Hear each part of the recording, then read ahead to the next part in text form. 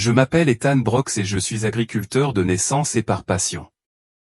De l'aube au crépuscule, mes journées étaient rythmées par le rythme de la terre, je m'occupais des cultures, je prenais soin de la terre et je menais une vie fondée sur la simplicité et la foi.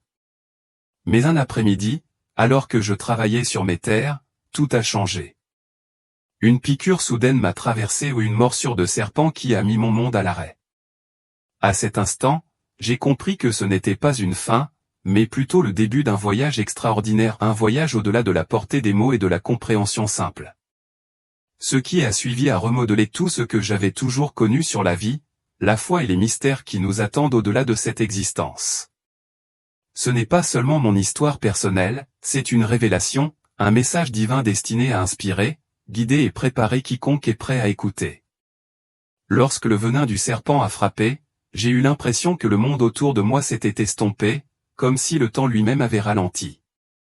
J'étais enveloppé d'un profond silence, un silence qui ne ressemblait à rien de ce que j'avais connu jusqu'alors. La douleur physique de la morsure s'est dissoute en quelque chose de bien plus paisible, une lumière éthérée m'entourait, m'attirant dans un royaume qui existait au-delà de la compréhension terrestre. Ce n'était pas la mort, c'était une porte, un passage vers quelque chose de bien plus grand. Ce que je voyais devant moi était une étendue remplie de lumière vivante, vibrante d'une paix que les mots ne pourraient jamais espérer décrire. Dans ce rayonnement, une voix m'appelait, non pas par un son, mais par une vibration qui résonnait au plus profond de mon âme. Ce n'était pas seulement un appel, c'était une invitation à témoigner de vérités que le monde physique m'avait longtemps cachées. Dans ce royaume rayonnant, j'ai pris conscience d'une présence qui s'approchait, un être d'une beauté et d'une grâce incommensurables, mais humblement rayonnant. Un ange, non lié à une forme terrestre, mais se manifestant comme une essence vivante et vibrante de lumière et d'énergie. Cet être exsudait une sagesse et un amour immense, et il s'adressa à moi par mon nom, me faisant comprendre que ma présence ici n'était pas un accident, que j'avais été amené à cet endroit dans un but précis. « Ethan, dit l'ange, tu as été choisi pour être témoin de ce qui se trouve au-delà et pour partager ces révélations avec ceux qui sont prêts à écouter. » Ce n'était pas une expérience fortuite, c'était une mission sacrée, comprendre et communiquer les vérités profondes dont j'allais être témoin. L'ange m'a guidé vers un point d'observation d'où je pouvais voir la Terre, non seulement comme une planète, mais comme une entité vivante et respirante, intimement liée à la vie de chaque âme humaine. Ce que j'ai vu m'a rempli à la fois d'émerveillement et de tristesse. Le monde était plein d'activités, mais une grande partie de l'humanité semblait dériver sans but, déconnectée de son véritable objectif. Les gens couraient après des désirs éphémères, richesses matérielles, statuts et confort aveugles aux vérités plus profondes et éternelles qui les entouraient. On m'a montré les luttes qui définissaient l'existence humaine des gens qui travaillaient sans relâche, luttant pour joindre les deux bouts, endurant la douleur et les difficultés. Mais vu sous cet angle supérieur, tout cela semblait étrangement creux, comme s'il manquait un sens plus profond. L'ange parla doucement, expliquant qu'une grande partie de la souffrance de l'humanité provenait d'un manque de connexion spirituelle. Ils ont oublié la source de leur force, dit l'ange, mais il y a de l'espoir. Beaucoup s'éveillent et commencent à chercher ce qui compte vraiment. Même au milieu de cette tourmente, il y avait des lueurs d'espoir, des individus et de petites communautés brillaient de foi, de compassion et d'humilité. C'étaient des personnes qui vivaient en harmonie avec la volonté de Dieu, pas parfaite mais qui s'efforçaient d'atteindre l'amour et la vérité dans tout ce qu'elles faisaient. J'ai vu ces âmes tendre la main aux autres, offrir de la gentillesse et planter des graines d'espoir, même dans les coins les plus sombres du monde. L'ange m'a révélé comment le monde naturel reflétait la condition spirituelle de l'humanité. La terre, les rivières et le ciel étaient tous des reflets de l'âme collective des gens. Là où prévalait la cupidité, la négligence et l'exploitation, la terre elle-même semblait stérile et sans vie. Mais là où l'amour, l'attention et la gestion existaient, la terre s'épanouissait, luxuriante, vibrante et pleine de vie. Ce lien indéniable entre l'humanité et la création était frappant, un rappel profond que nous ne sommes pas séparés du monde qui nous entoure, mais profondément liés à lui. En observant ces scènes, un sentiment d'urgence grandit en moi. La vision qui m'était présentée ne concernait pas seulement les individus, mais l'humanité dans son ensemble, un éveil collectif. Il y avait un appel profond et tacite pour que les gens retournent à leurs racines, pour redécouvrir la sagesse ancienne qui réside dans la vie en harmonie avec Dieu, avec la nature et les uns avec les autres. C'était un appel à la transformation, un plaidoyer pour que l'humanité se souvienne de son véritable but et qu'elle embrasse la lumière qui attend toujours pour nous guider vers la maison. L'ange a ensuite tourné mon attention vers quelque chose de bien plus profond, un aperçu de ce qui se déroulerait lorsque le Sauveur, Jésus, reviendrait. Ce que j'ai vu était un spectacle qui m'a rempli à la fois d'émerveillement et d'humilité. Les cieux semblaient s'ouvrir en grand, et une présence brillante et rayonnante est descendue, inondant la terre d'une lumière si pure et si puissante qu'elle chassait toute ombre.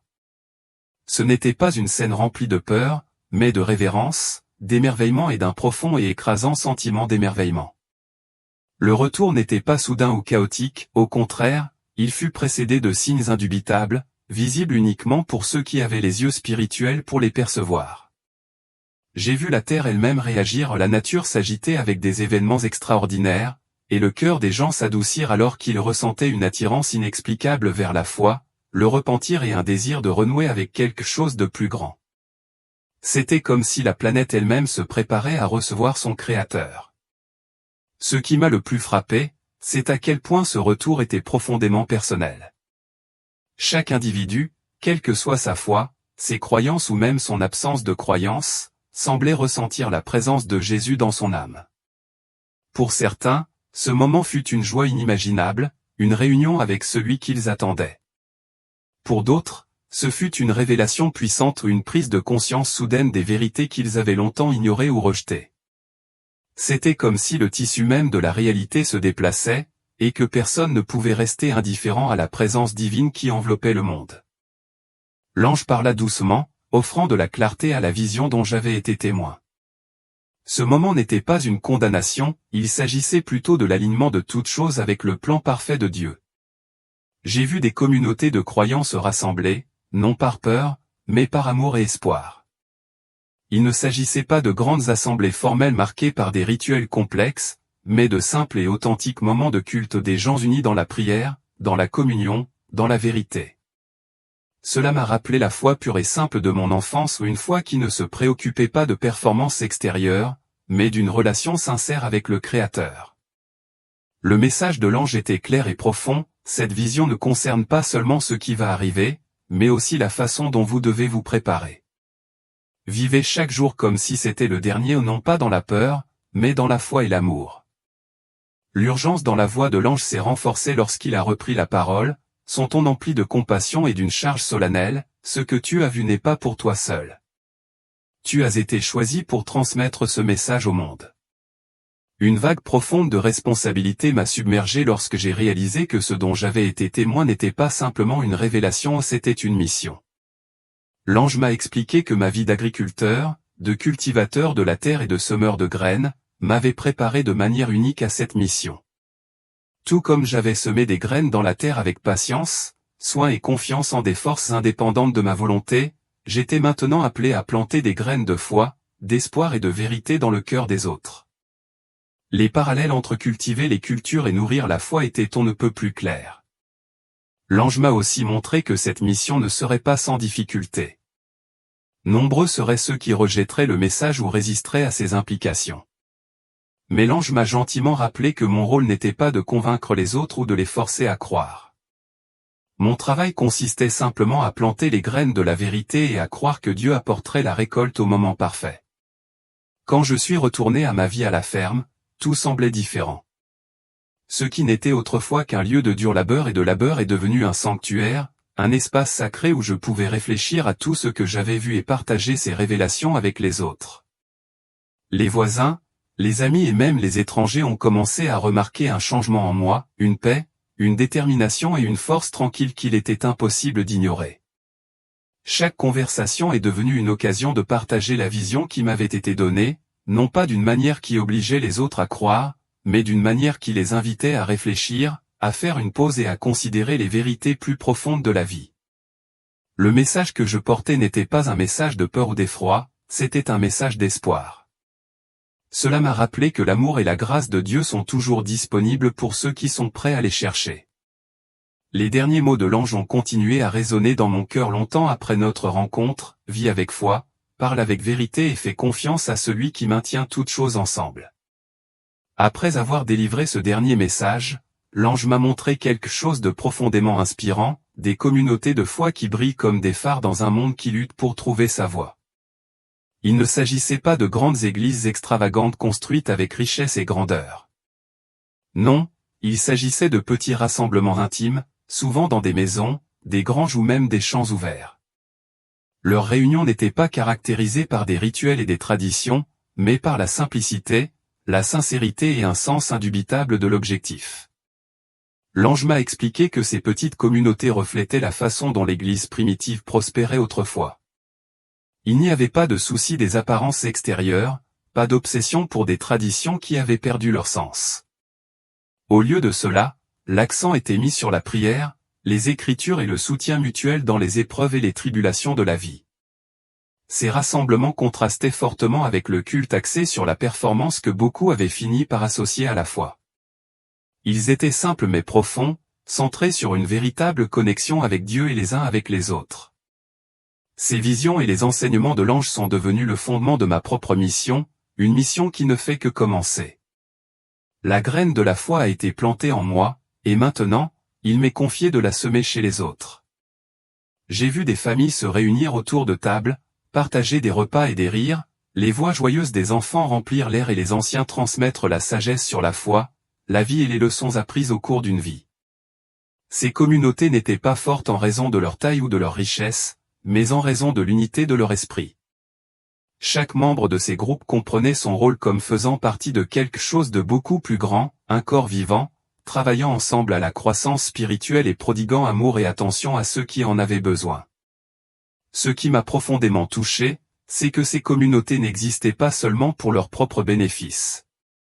Elles tendaient la main aux autres, à ceux qui souffraient, à ceux qui s'étaient égarés, même à ceux qui s'étaient moqués ou avaient rejeté leur foi. Leur compassion n'était pas seulement une qualité admirable, mais un appel divin. Ils comprenaient que leur lumière n'était pas destinée à être cachée, elle était destinée à briller pour ceux qui erraient dans les ténèbres. Leurs portes étaient ouvertes, leur cœur prêt à accueillir quiconque cherchait refuge, guérison ou la vérité qu'ils avaient trouvée.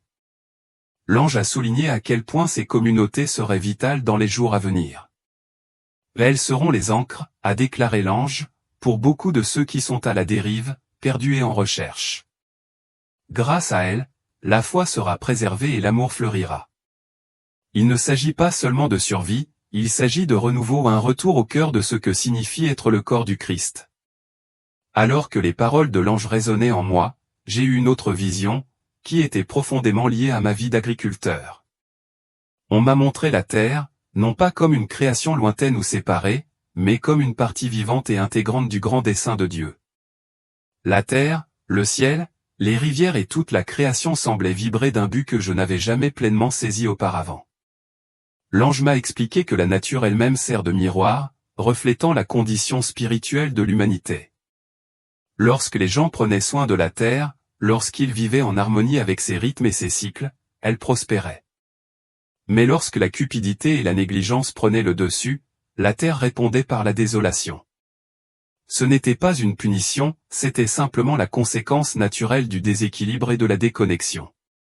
J'ai vu des champs stériles, craquelés et secs, des rivières réduites à de simples ruisselets et des cieux lourds de chagrin, comme si la nature elle-même était en deuil. Pourtant, dans d'autres endroits, où les communautés vivaient avec révérence, gratitude et attention, la terre prospérait. Le sol était riche, les rivières abondantes et le ciel rayonnaient de lumière et de vie. C'était comme si la création elle-même se réjouissait en harmonie avec l'humanité, répondant à l'amour et au respect. L'ange a cité ma propre vie comme exemple.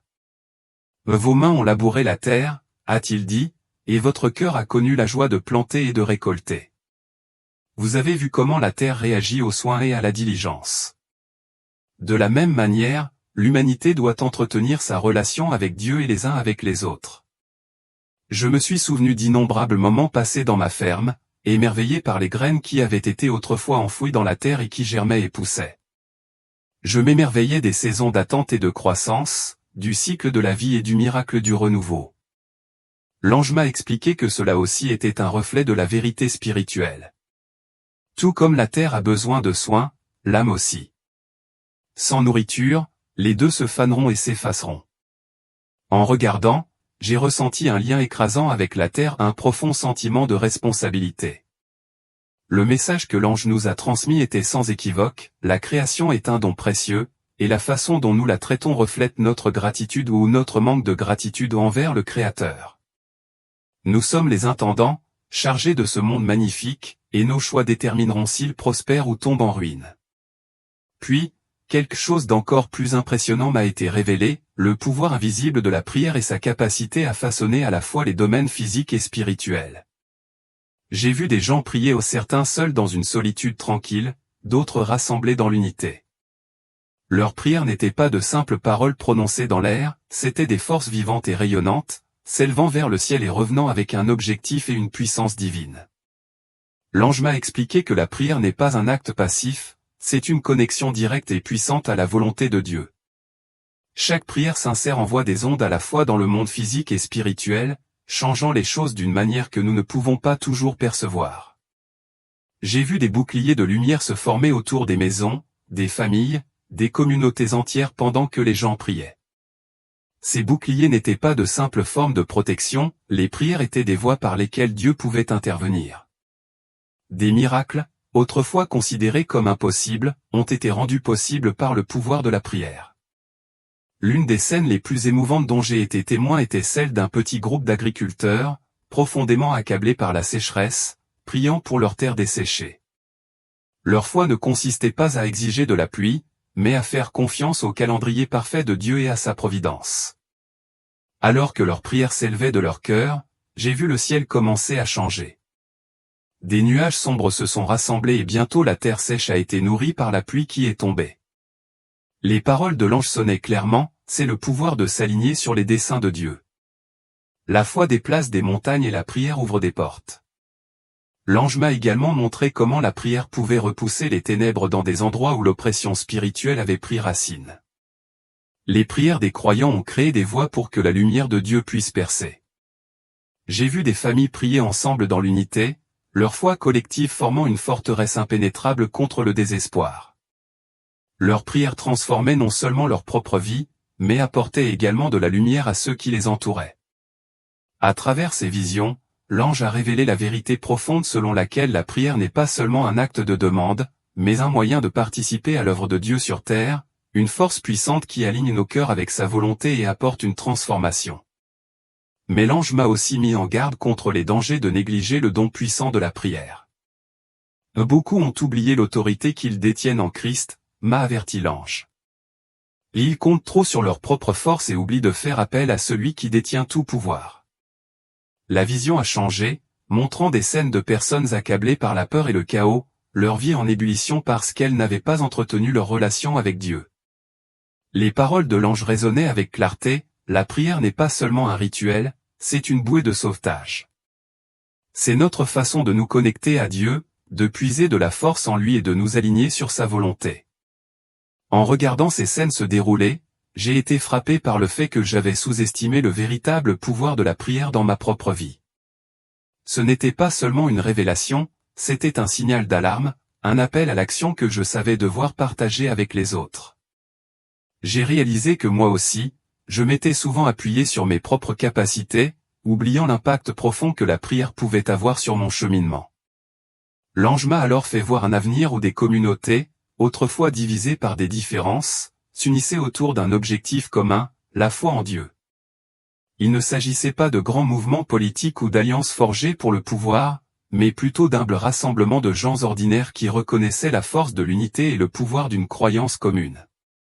J'ai vu des familles accueillir leurs voisins chez elles, non pas pour de grandes cérémonies ou des rituels, mais pour une prière et une communion authentique. Les rassemblements étaient simples, mais ils étaient d'une profondeur indéniable. Les gens partageaient leurs histoires personnelles, lisaient les Écritures et s'encourageaient les uns les autres. L'ange m'a expliqué, ces communautés deviendront des sanctuaires d'espoir dans les temps à venir. Leur force ne réside pas dans le nombre, mais dans leur foi et leur unité. Ce qui m'a le plus frappé, c'est l'incroyable diversité au sein de ces groupes. Des gens de tous les horizons, agriculteurs, enseignants, ouvriers, même sceptiques se sont réunis, mettant de côté les différences qui les divisaient autrefois. À la lumière de leur foi commune, ces différences semblaient sans importance. Il ne s'agissait pas d'être d'accord sur tous les points de doctrine ou de théologie, mais de se concentrer sur l'amour et la vérité de Dieu. J'ai vu ces communautés devenir des centres de résilience. Lorsque les difficultés sont arrivées, elles n'ont pas simplement enduré, elles ont prospéré. Elles se sont soutenues les unes les autres, en partageant leurs ressources, en s'offrant de l'aide et en s'encourageant mutuellement dans les défis de la vie. Elles ont compris que leur force ne venait pas de la richesse matérielle ou du pouvoir mondain, mais de leur confiance en Dieu et du lien qu'elles partageaient les unes avec les autres. Le message de l'ange était clair, dans l'unité, il y a la force, dans la foi, il y a l'espoir. Dans ces communautés, ceux qui avaient marché dans la foi pendant de nombreuses années sont devenus des mentors et des guides. Ils n'étaient pas des leaders au sens traditionnel du terme, en quête de pouvoir ou de contrôle, leur leadership était fondé sur le service, sur l'aide aux autres pour grandir. Ces communautés étaient un véritable reflet de ce que l'Église a toujours été censée être, une famille unie par l'amour, un refuge pour les fatigués et une lumière qui brille dans l'obscurité. L'ange m'a alors fait part de l'une des visions les plus époustouflantes que j'ai jamais vues, un aperçu du monde après le retour de Jésus. C'était une transformation au-delà de tout ce que j'aurais pu imaginer. La terre, autrefois marquée par la négligence humaine, les conflits et la souffrance, était désormais pleine de vie. J'ai vu des champs regorgeant de cultures qui semblaient pousser sans effort, des rivières coulant avec une eau cristalline et des cieux rayonnant de chaleur et de lumière. L'ange m'a expliqué, c'est l'accomplissement de la promesse de Dieu, une nouvelle création où règne l'harmonie et la paix. La nature elle-même semblait chanter des louanges, sa beauté et sa vitalité reflétant la joie de son Créateur. Dans ce monde transformé, les gens vivaient en parfaite harmonie, non seulement entre eux, mais avec la terre elle-même. Il n'y avait pas besoin de compétition ou de cupidité, car chacun avait plus que suffisamment. Les communautés travaillaient ensemble, non par obligation, mais par joie partagée dans leur unité et leur foi. Ce qui m'a le plus frappé, c'était la façon dont les gens interagissaient avec Dieu dans cette vision. Il n'y avait pas de séparation, pas de voile, juste une connexion intime et directe. La présence de Dieu était tangible, emplissant chaque cœur de paix et chaque instant d'un but. L'adoration ne se limitait pas à des moments ou à des lieux particuliers, elle jaillissait naturellement des cœurs remplis de gratitude, tissés dans la trame même de la vie. Les paroles de l'ange ont résonné dans mon cœur, c'est la promesse pour ceux qui endurent, qui s'accrochent à la foi et vivent dans l'amour. Ce n'est pas seulement un espoir lointain, c'est une certitude pour ceux qui font confiance à Dieu. En regardant cette vision à couper le souffle, j'ai ressenti un profond désir, pas seulement pour moi-même, mais pour tous ceux que je connaissais et aimais. Ce n'était pas un rêve lointain, c'était la réalité ultime que Dieu avait prévue pour sa création. Cela m'a rempli d'espoir et j'ai senti un sentiment renouvelé de détermination s'éveiller en moi. L'ange s'est tourné vers moi, me parlant avec une gravité que je n'oublierai jamais, ce que tu as vu n'est pas seulement pour tes yeux, c'est un appel pour toi et pour tous les autres à vivre avec un but, à aligner ta vie sur le plan de Dieu et à partager cette vision avec ceux qui t'écouteront. À ce moment-là, j'ai réalisé combien de fois j'avais traversé la vie sans vraiment réfléchir à mon but. En tant qu'agriculteur, j'avais travaillé dur pour subvenir aux besoins de ma famille, mais je n'avais pas toujours réfléchi à la signification profonde de mon travail. L'ange m'a montré que chaque acte, aussi petit soit-il, pouvait refléter l'amour et la grâce de Dieu. Chaque jour m'offrait l'occasion de servir, de vivre avec un but et de partager l'espoir qui m'avait été donné. Je me suis vu de retour à la ferme, non seulement en train de planter des graines dans le sol, mais aussi en train de semer des graines de bonté, de foi et d'espoir dans la vie des autres.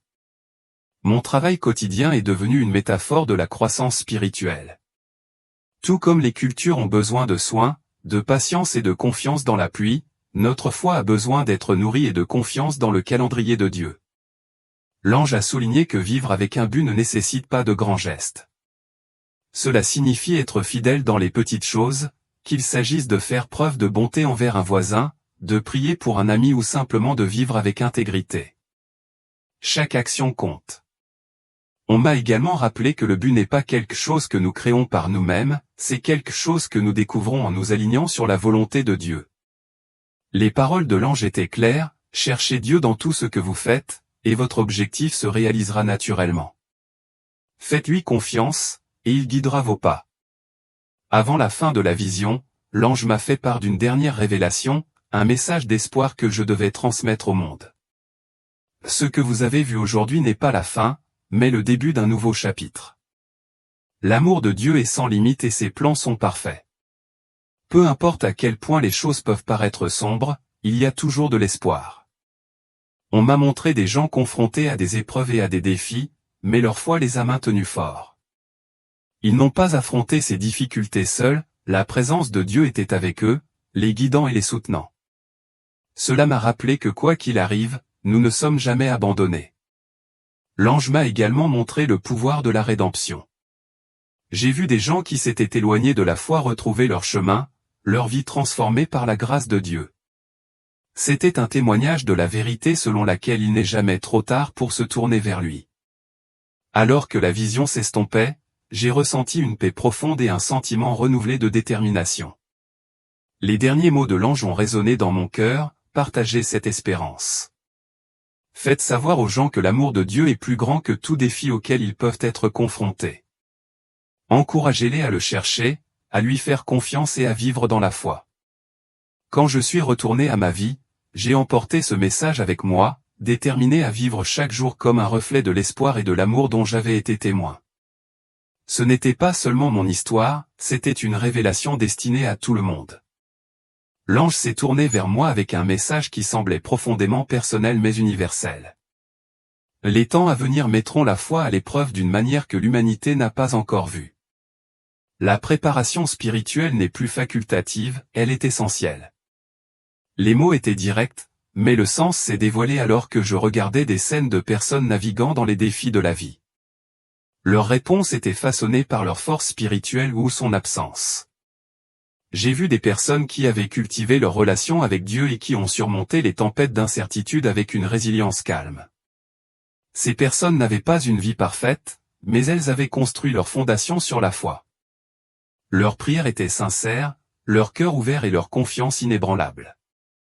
Lorsque des difficultés survenaient, elles se tournaient d'abord vers Dieu, trouvant des conseils et une paix qui dépassaient l'entendement. D'un autre côté, j'ai vu des personnes qui n'étaient pas préparées ou des personnes qui s'étaient appuyées uniquement sur leur propre force ou qui avaient complètement négligé leur vie spirituelle. Lorsque des défis survenaient, elles pataugeaient, accablées par la peur et l'incertitude. L'ange expliqua que la préparation spirituelle ne consistait pas à éviter les difficultés, mais à avoir la force intérieure de les affronter avec espoir et confiance en Dieu. La vision mettait également en évidence des moyens pratiques de se préparer spirituellement. La prière était au premier plan, non pas en dernier recours, mais comme une pratique quotidienne de communion avec Dieu. L'étude des Écritures était une autre pierre angulaire, dotant les croyants de la sagesse et de la vérité nécessaires pour naviguer dans la vie. La communion avec d'autres croyants s'est avérée vitale, offrant encouragement, responsabilité et soutien mutuel. Les paroles de l'ange étaient claires, la préparation spirituelle n'est pas une question de peur, mais de foi. Il s'agit de marcher quotidiennement avec Dieu, de lui faire entièrement confiance et de vivre en accord avec sa volonté. C'est ainsi que vous endurez et prospérerez, quoi qu'il arrive. En absorbant ces vérités, j'ai ressenti un désir irrésistible de les partager, sachant qu'elles pouvaient transformer des vies. Alors que la vision commençait à s'estomper, les paroles de l'ange ont résonné dans mon cœur, laissant une empreinte durable de paix et de détermination. Je pouvais sentir le poids du message, celui d'une profonde responsabilité et d'un espoir inébranlable. Le voyage qui avait commencé sur ma ferme s'étendait désormais au-delà de la terre, dans une mission qui s'étendait à travers le monde. On m'avait montré que chaque acte, aussi petit soit-il, avait une signification éternelle, que ma fidélité dans l'ordinaire pouvait toucher des vies de manière profonde. Le rappel de l'ange selon lequel l'amour de Dieu est sans fin, sa grâce suffisante et ses promesses est certainement devenu un mantra pour ma vie. Je n'étais plus simplement un agriculteur, j'étais un messager d'espoir, chargé de semer des graines de foi, d'espoir et d'amour partout où j'allais. La mission ne se déploierait pas par de grands gestes, mais par de petits actes quotidiens de bonté, d'attention et de vérité. Et même si je ne voyais pas l'impact complet de ces actions, je savais qu'elle faisait partie d'un plan plus vaste, orchestré par Dieu lui-même. À la fin de la vision, je me tenais de nouveau dans ma ferme, mais je me sentais différent, plus en phase avec le rythme du monde qui m'entourait, plus conscient de la façon dont ma vie quotidienne pouvait refléter la bonté de Dieu. Je pouvais entendre le bruissement des feuilles dans le vent et le chant des oiseaux comme un chœur de louange au Créateur. Le sol sous mes pieds semblait vivant et déterminé, comme si la terre elle-même était en partenariat avec l'appel que j'avais reçu. Chaque jour qui passait, je portais avec moi les paroles de l'ange. Je n'étais pas seul. La présence de Dieu était toujours là, même dans les plus petits moments, même dans les moments les plus difficiles. Ma foi était mon ancre, me tenant fermement dans les tempêtes de la vie, et j'étais déterminé à partager cet espoir avec les autres. Les derniers mots de l'ange restaient gravés dans ma mémoire, l'espoir ne se trouve pas dans l'absence de défis, mais dans la présence de Dieu en eux. Je savais maintenant que ma vie, mon travail et ma foi faisaient partie d'une plus grande histoire, une histoire de rédemption, de grâce et d'amour inébranlable. Et j'étais prête à la vivre chaque jour, confiante que Dieu apporterait la croissance, comme il l'avait toujours fait.